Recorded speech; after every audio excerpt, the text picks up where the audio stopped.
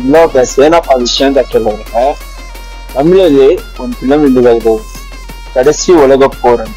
ಈ ಫಿಲಂ ಅಲ್ಲಿ ನಮ್ಮ ಇಪ್ಪಪ್ಪಾದಿ ಅವರು ಎಡಗ ಹಾಕ್ತಾರೆ.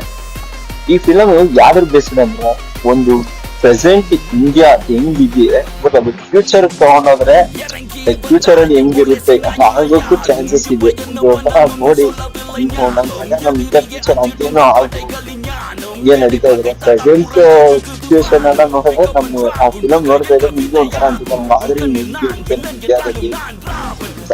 ಒಂದ್ ನೋಡಿ ಒಂಥರ ಚೆನ್ನಾಗಿದೆ ಫಿಲಂ.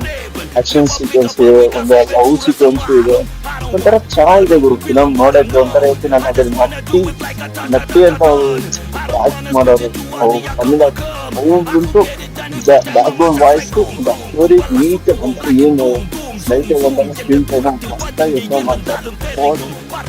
ಇಂಡಿಯಾದ ಫ್ಯೂಚರ್